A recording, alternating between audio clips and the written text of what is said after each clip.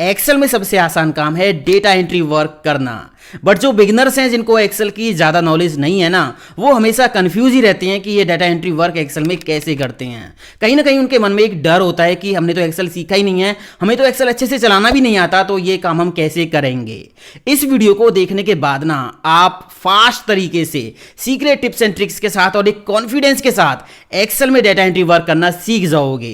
एक वीडियो ये काफ़ी है और ये वीडियो स्पेशली मैंने बिगिनर्स के लिए डिज़ाइन किया दोस्तों। अगर आपको एडवांस लेवल का डाटा एंट्री कोर्स करना है ना, तो मेरे पहले वीडियोस देखो, वहां पे कंप्लीट कोर्स आपको मिल जाएगा एडवांस लेवल का। तो लिंक आई बटन पे दे रखे हैं, वो पुराने वीडियोस आप जरूर देख लेना। फटाफट इस वीडियो को शुरू करते हैं। बस वीडियो को लाइक कर दीजिए, चैनल पे पहली बार आए तो सब्सक्राइब कर लीजिए। मैं हूं दीपक, आपका दोस्त। Let's begin this topic. जैसे मैं अभी यहाँ पे एंटर करूंगा स्टूडेंट्स का डाटा, तो यहाँ पे स्टूडेंट्स के डाटा में जो हेडिंग्स होंगी वो हम अभी यहाँ पे लिख लेंगे। तो सबसे पहले मैं यहाँ पे लिखता हूँ रोल नंबर। इसके बाद अगले सेल में हम आ गए, राइट एरो प्रेस करके यहाँ पे मैंने लिखा नेम। इसके बाद अगले सेल में आ गए, यहाँ पे मैंने लिखा फादर्स नेम। इसके बाद अगले सेल में हम आ गए, यहाँ पे मैंने लिखा जेंडर। इसके बाद यहाँ पे हम आ गए, यहाँ पे मैंने लिखा क्लास और यहाँ पे मैंने लिख दिया मार्क्स। ये मैंने कॉलम हेडिंग्स बना ली हैं। आप अपनी ज़रूरत के हिसाब से इनको कम या ज़्यादा कर सकते हो, जितनी चाहो उतनी लिख सकते हो, वो हमारे डेटा पे डिपेंड करेगा। ठीक है, अब यहाँ इनको करेंगे सिलेक्ट इस तरह से और इनको मैं हाईलाइट कर लेता हूँ। होम टैब पे यहाँ पे एक फिल कलर का ऑप्शन है, ये रहा। आप यहाँ से कोई भी कलर पिक कर सकते हो, तो मैंने ये येलो कलर ले लिया। साथ ही मैंने इनको बोल्ड कर दिया, आप इटैलिक भी कर सकते हो। ठीक है, यहाँ से फॉन्ट स्टाइल चेंज कर सकते हो। अब यहाँ पे आप देखिए, ये पहला सेल रोल नंबर है, यहाँ पे नेम है, यहाँ पे फादर्स नेम पूरा दिखाई नहीं दे रहा। तो आप कॉलम की जो विड्थ है ना, उसको यहाँ से पकड़ के कम या ज्यादा कर सकते हो यहाँ से। ठीक है, इसको बोलते हैं कॉलम सेपरेटर, जो दो कॉलम को सेपरेट करता है। यहां से आप मान लीजिए इस कॉलम की विड्थ कम करना चाहते हो तो यहां से पकड़ के कम कर लीजिए। इस तरह से आप इसकी ज्यादा करना चाहते हो तो ऐसे कर लीजिए। अगर आपको सारे कॉलम्स की जो विड्थ है वो एक ही बार में सेट करनी है, तो आपको यहां पे क्लिक करना है ऊपर और इस तरह से इसको सिलेक्ट कर लेना है।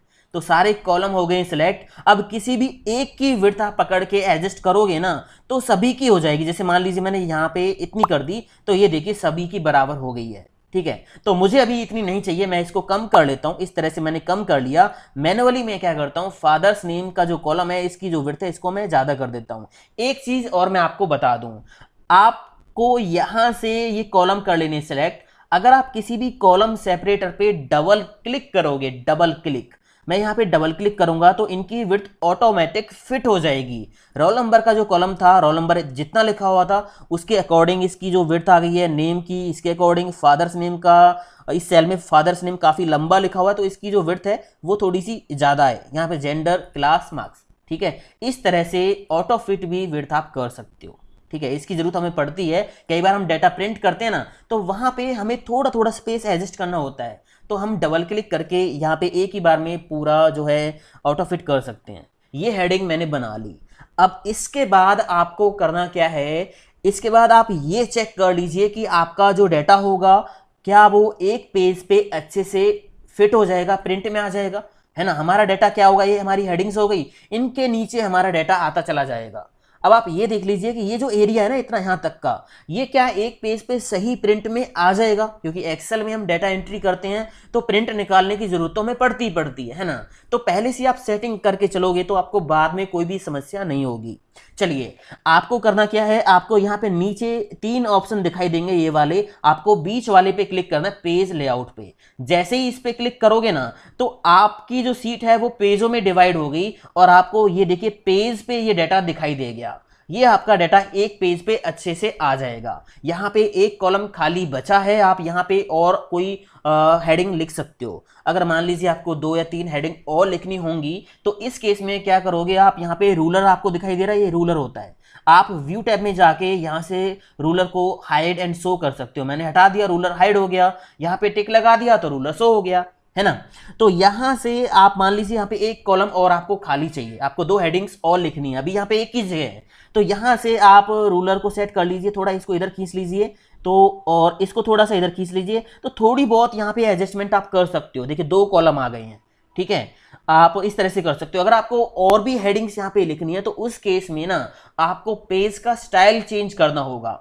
अभी पेज ये है पोर्ट्रेट मोड पे, पेज लेआउट टैब पे आपको जाना है और यहाँ पे ऑप्शन मिलेगा ओरिएंटेशन का, ठीक है। अभी मैं इस पेज को छोटा करके आपको दिखाता हूं। ये देखिए पेज ये सीधा इस तरह से है, इस तरह से खड़ा हुआ पेज है, ये स्टाइल है पोर्ट्रेट। अगर मैं यहां से ओरिएंटेशन इसका लैंडस्केप कर दूंगा तो ये पेज इस तरह से हो गया। अब यहां पे देखिए कितने खाली कॉलम आ गए हैं, है ना। तो ये स्पेस के ऊपर डिपेंड करेगा। अगर आपका काम चलता है पोर्ट्रेट पे तो पोर्ट्रेट रखिए, अगर आपको यहाँ पे ज़्यादा हेडिंग्स और लिखनी है तो उस केस में आप ओरिएंटेशन चेंज कर लीजिए, लैंडस्केप मोड पे पेज को कर लीजिए। अब इसमें ऐसा नहीं है कि एक्सेल में कौन सा ज़्यादा यूज होता है, ये डिपेंड करेगा आपके डाटा के ऊपर, ठीक है ना। अगर डाटा में हेडिंग्स कम है तो पोर्ट्रेट यूज करिए और हेडिंग्स ज़्यादा हैं तो लैंडस्केप यूज करिए। इसके अलावा अगर मान लीजिए और भी बहुत सारी हेडिंग्स होती हैं जो ना तो पोर्ट्रेट पे आती हैं ना लैंडस्केप पे आती हैं, तो उस केस में हम यहाँ से साइज चेंज कर देते हैं। अब साइज चेंज करेंगे तो प्रिंटर भी चेंज होगा, क्योंकि नॉर्मली A4 जो सीट हम यूज करते हैं वो A4 प्रिंटर से निकलेगी, और इसके अलावा कोई भी बड़ी सीट हम यूज करेंगे A3 या A2 तो उसके लिए प्रिंटर भी अलग चाहिए, ठीक है ना। तो नॉर्मली हम यूज करते हैं A4 सीट, तो उस पर आप अपना डाटा यहाँ पे देख सकते हो कि किस तरह से प्रिंट में आएगा। समझ आ गया इतना। तो मैं अभी इसको कर देता हूँ पोर्ट्रेट, मुझे पोर्ट्रेट मोड पे ही जरूरत है अभी पेज की, मेरा पोर्ट्रेट से ही काम चल जाएगा। इसके अलावा आप देखिए यहाँ पे अभी मुझे 2 खाली कॉलम नहीं चाहिए, ठीक है। तो मैं एक काम करता हूँ, यहाँ से ना इनकी जो विड्थ है वो सेट कर लेता हूँ, थोड़ी थोड़ी इसको एडजस्ट कर लेता हूँ जिससे मेरा जो डाटा है वो पेज पे फिट आए, ठीक है ना। मैंने नेम का जो कॉलम है इसकी विड्थ ज़्यादा कर दी है, हो सकता है कोई नेम काफ़ी लंबा हो इस तरह से। तो जेंडर की भी थोड़ी सी मैंने सेट कर दिया है, थोड़ी सी क्लास, और यहाँ पे मार्क्स। ये देखिए तो यहाँ पे खाली कॉलम चला गया क्योंकि हमने इनको थोड़ा सा सेट कर दिया है। और यहाँ से इसको थोड़ा आप इस तरह से सेट कर लीजिए, ये बीच में आ जाएगा। तो परफेक्ट हमारा पेज इस तरह से अच्छे से प्रिंट में आएगा। इतना काम हो गया। अब यहाँ से आप नॉर्मल पेज पे आ जाइए, यहाँ पे क्लिक करके आप नॉर्मल पेज पे आ जाओ। अब यहाँ पे हमें डाटा एंट्री करनी है। अब देखिए यहाँ पे मैंने इनको सिलेक्ट किया इस तरह से, ये पेज की लाइन है, यहाँ पे आप देख सकते हो ये पेज की लाइन है कि इतना जो डाटा है ये वाला डाटा वो सारा एक पेज पे आएगा। अब मैं यहाँ पे इनको करता हूँ सिलेक्ट, और मान लीजिए मैंने यहाँ 10 रोज तक इनको सिलेक्ट किया और यहाँ पे मुझे बॉर्डर लगाना है, तो होम टैब पे जाऊंगा मैं और यहाँ पे बॉर्डर का ऑप्शन मिल जाएगा, ये रहा, ठीक है। आप यहाँ पे क्लिक करोगे साइड में डॉट पे तो लिस्ट खुल जाएगी, ऑल बॉर्डर पे हम क्लिक कर देंगे तो ये बॉर्डर लग गया। अभी देखिए मैंने क्या किया था, 10 रोज सिलेक्ट किए थे। अगर मुझे 100, 200, 1000, 10,000 रो सिलेक्ट करके बॉर्डर लगाना हो तो उस केस में आपको ऐसे नहीं करना। मैं एक स्मार्ट तरीका आपको बता देता हूं। आपको पहली हेडिंग पे करना है क्लिक, कीबोर्ड से प्रेस करना है F5 की, तो ये गो टू की विंडो ओपन हो जाएगी, ठीक है।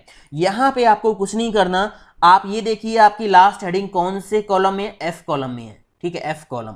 नीचे हमें कितने रो सेलेक्ट करने हैं, 100, 200, 1000, 2000 जो भी है, तो यहाँ पे आप इसको हटा दीजिए रेफरेंस को, यहाँ पे आप लास्ट कॉलम का नेम टाइप कर दीजिए F, तो मैंने F टाइप कर दिया। नीचे कितनी रो आपको सेलेक्ट करनी है, तो अभी मैं यहाँ पे क्या करता हूँ 100 रो सेलेक्ट करूंगा, तो मैंने यहाँ पे 100 लिखा। आप 100 की जगह कोई भी नंबर लिख सकते हो, ठीक है।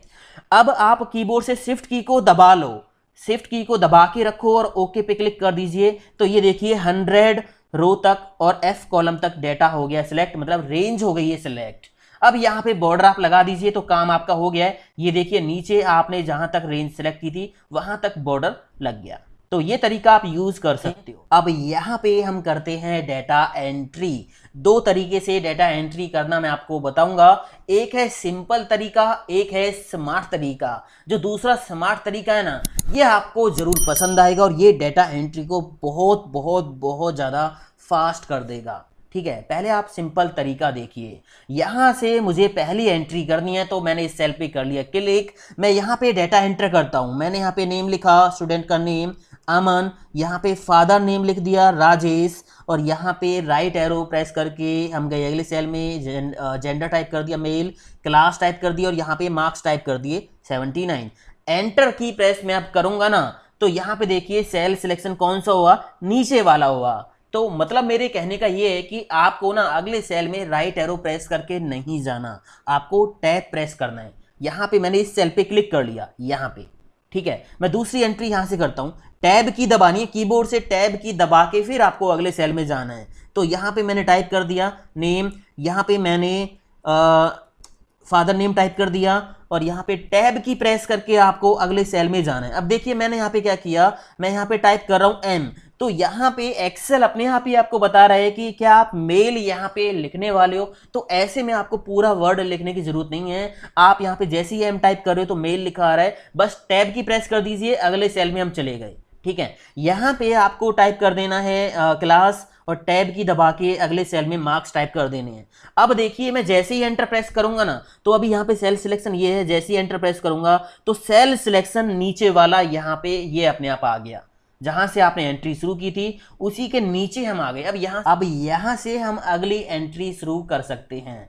अगर आपके डेटा में कोई कॉलम ऐसा है जिसमें सेम वैल्यू आपको लिखनी पड़ती है, जैसे यहाँ पे क्लास है, यहाँ पे मेरे पास जो डाटा है वो 11th क्लास के बच्चों का है, तो यहाँ पे 11 मैं बार बार नहीं लिखूंगा, इन दोनों को कर लूंगा सिलेक्ट और यहाँ से कोने से पकड़ के नीचे खींच दूंगा, तो ये देखिए यहाँ पे 11 जो है सभी सेल्स में आ जाएगा।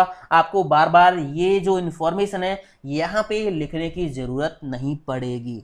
ठीक है दोस्तों, तो इस तरह से टैब की प्रेस करके आपको यहाँ पे डाटा एंट्री करनी है। एक चीज और मैं आपको बता दूं, मान लीजिए आपको यहाँ पे वीकडेज लिखने की जरूरत पड़ती है, तो सिंपल आपको टाइप करना है जैन, मैं यहाँ पे मंथ नेम टाइप कर रहा हूँ पहले, जैन मैं यहाँ पे टाइप करूंगा, एंटर प्रेस कर दूंगा, इसको पकड़ के कोने से नीचे खींचेंगे तो ये देखिए मंथ जो नेम है वो यहाँ पे अपने आप उनकी एक लिस्ट आपको मिल जाएगी बनी बनाई।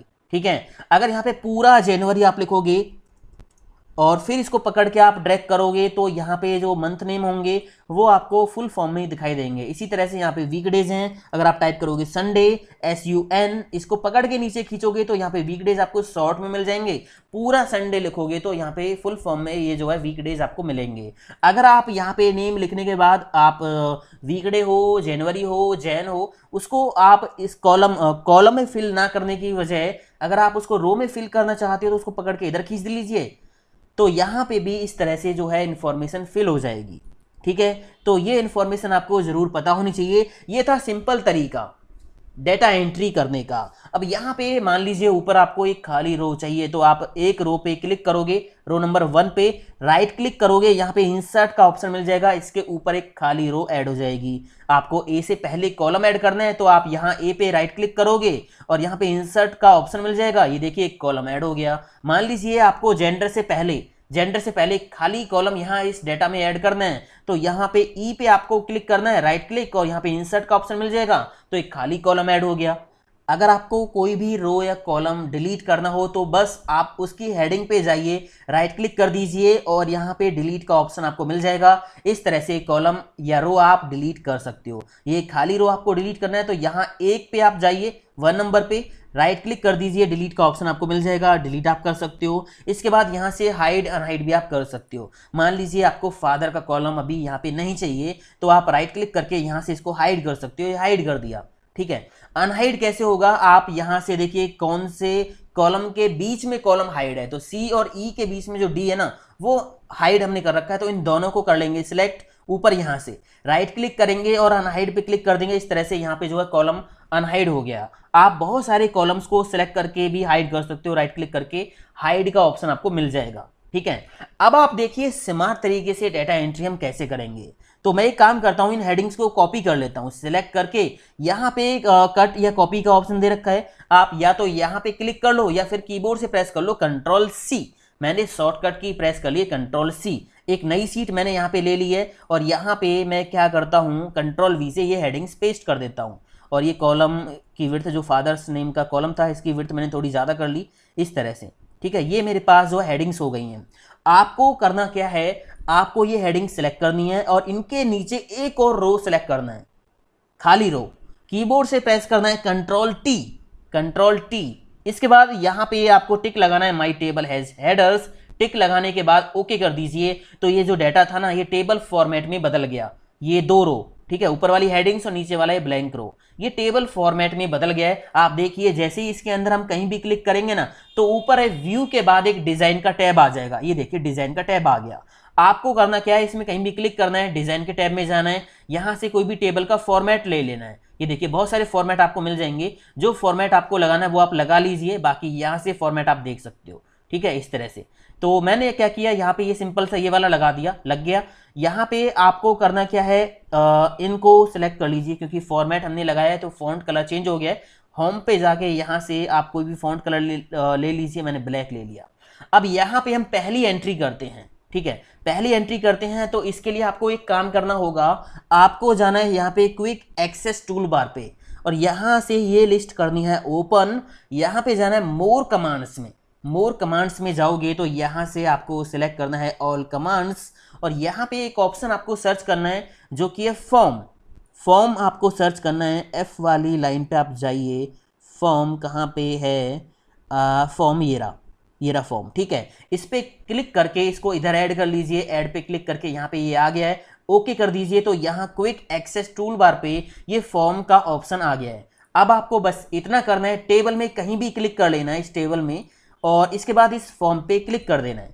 क्लिक करने के बाद ये देखिए जितनी भी फॉर्म्स के अंदर हेडिंग्स थी उनके हिसाब से ऑटोमेटिक फॉर्म जनरेट होके आ गया है। अगर यहाँ पे और भी हेडिंग्स आप ऐड करोगे तो आप फॉर्म पे क्लिक करोगे तो ऑटोमेटिक वो सारे ऑप्शंस, वो सारे कॉलम हेडिंग्स यहाँ पे आपको मिल जाएंगी। आप इस फॉर्म से स्मार्ट तरीके से डाटा एंट्री कर सकते हो। देखिए कैसे होगी एंट्री। यहाँ पे मैं पहली एंट्री करता हूँ, मैंने रोल नंबर डाला 1, टैब की दबाइए, अगले सेल में आ गई। नेम मैंने यहाँ पे टाइप कर दिया राम, टैब की प्रेस की, यहाँ पे हम फादर्स नेम डालेंगे, राजेश मैंने लिख दिया। टैब की प्रेस की, यहाँ पे जेंडर डालेंगे, मेल मैंने टाइप किया। टैब की प्रेस करके यहाँ पे क्लास, और टैब की प्रेस करके यहाँ पे मार्क्स। ठीक है, नेक्स्ट पे जैसे ही हम क्लिक करेंगे तो ऊपर रिकॉर्ड ऐड हो जाएगा। ये देखिए रिकॉर्ड ऐड हो गया। मैं यहाँ पे एक और ऐड करके आपको दिखाता हूँ। मैंने यहाँ पे 2 लिखा और यहाँ पे मैंने नेम टाइप कर दिया, मान लीजिए ओम। ठीक है, बस मैं इतनी ही एंट्री कर देता हूं। मैंने नेक्स्ट पे क्लिक कर दिया तो ये एंट्री हो गई। तीसरी एंट्री मैंने यहाँ पे की, रोल नंबर 3 डाला, नेम मैंने डाल दिया यहाँ पे एबीसी, और यहाँ पे फादर नेम मैंने डाल दिया XYZ। टैब प्रेस किया, यहाँ पे जेंडर डाल दिया मेल। टैब प्रेस किया, यहाँ पे मैंने डाल दी क्लास, और यहाँ पे मैंने मार्क्स डाल दिए। नेक्स्ट पे क्लिक कर दिया तो यहाँ पे देखिए तीसरा रिकॉर्ड भी ऐड हो गया। तो फॉर्म से एंट्री करना बहुत आसान है। दूसरा, फॉर्म से आप इजीली एडिट कर सकते हो, इजीली अपडेट भी कर सकते हो एंट्रीज को। अब मैंने यहाँ पे सेकंड एंट्री जो थी ना, उसमें 2 ही एंट्री की, रोल नंबर एंड नेम, बाकी का मेरे को कुछ नहीं पता था तो मैंने उनको ब्लैंक छोड़ दिया। अब मैं यहाँ पे सेकंड जो एंट्री है उसको कंप्लीट करना चाहता हूँ, तो यहाँ से आप फाइंड कर सकते हो। देखिए फाइंड नेक्स्ट, इस तरह से प्रीवियस, तो यहाँ पे 1 है और यहाँ से फाइंड नेक्स्ट 2 पे हम आ गए। अब यहाँ पे बाकी एंट्रीज आप कर लीजिए। फादर्स नेम मैंने डाल दिया यहाँ पे PQR, ठीक है, इस तरह से, और यहाँ पे मैंने जेंडर डाल दिया मेल।